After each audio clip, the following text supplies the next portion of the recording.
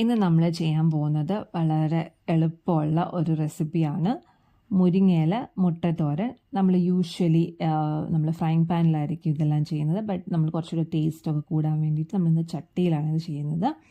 അതിന് വേണ്ടിയിട്ട് ഫസ്റ്റ് നമ്മൾ ഒരു ചട്ടി വെച്ചു, അതിലേക്ക് എണ്ണ ഒഴിച്ചു. എണ്ണ ചൂടായതിന് ശേഷം നമ്മളിതിലേക്ക് കടുകിട്ടു. ഇനി കടുകൊന്ന് പൊട്ടി വരാൻ വേണ്ടിയിട്ട് നമുക്ക് വെയിറ്റ് ചെയ്യാം. കടുക് പൊട്ടി വന്നു കഴിയുമ്പോഴേക്കും നമ്മൾ ഒരു 5-6 ചുവന്നുള്ളി ചെറുതായിട്ട് അരിഞ്ഞത് ഇതിലേക്ക് ആഡ് ചെയ്യുക. ആവശ്യത്തിന് കറിവേപ്പില ഇടുക. ഇനി ചുവന്നുള്ളിയും കറിവേപ്പിലയും ഒന്ന് അത്യാവശ്യം ഒന്ന് വഴണ്ട് വരാൻ വേണ്ടിയിട്ട് ചെറുതായിട്ടൊരു ലൈറ്റ് ബ്രൗൺ കളർ ആവാൻ വേണ്ടിയിട്ട് നമുക്ക് വെയിറ്റ് ചെയ്യണം. ഇതിനൊരു ലൈറ്റ് ബ്രൗൺ കളറായി വന്നു കഴിയുമ്പോഴേക്കും ഇതിലേക്ക് ആവശ്യമായിട്ടുള്ള അരപ്പ് ചേർക്കണം. നമ്മൾ ഫസ്റ്റ് അരപ്പാണ് ചേർക്കുന്നത്. ഈ അരപ്പ് പ്രിപ്പയർ ചെയ്യാൻ വേണ്ടിയിട്ട് നമ്മൾ എടുത്തിരിക്കുന്നത് തേങ്ങ, ഒരു 2 ചുവന്നുള്ളി, ഒരു 2 പച്ചമുളക്, കുറച്ച് മഞ്ഞൾപ്പൊടി. ഇത് നമ്മൾ മിക്സിയിൽ അല്ലെങ്കിൽ കല്ലിലോ ഒന്ന് ചെറുതായിട്ടൊന്ന് ഒതുക്കിയെടുക്കുക. അത് നന്നായിട്ട് തേങ്ങ അരഞ്ഞു പോകേണ്ട ആവശ്യമില്ല. ജസ്റ്റ് ഒന്ന് മിക്സിയിൽ കറക്കിയാൽ മതി. ചെറുതായിട്ടൊന്ന് ക്രഷ് ചെയ്തെടുക്കുക.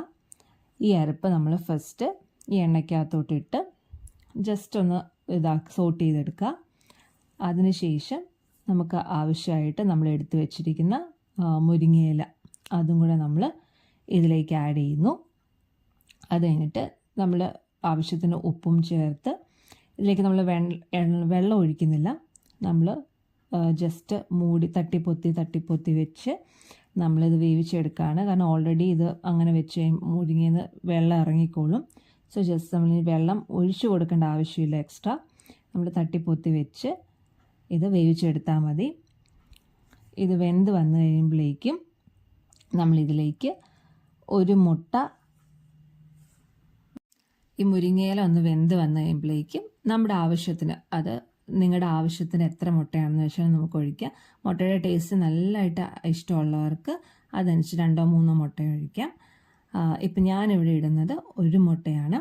നമ്മൾ ഒത്തിരി മുട്ടയുടെ ടേസ്റ്റ് വരേണ്ട ആ ഒരു ടേസ്റ്റ് ആവശ്യമില്ലാത്തതുകൊണ്ടാണ് 1 മുട്ട എടുക്കുന്നത്.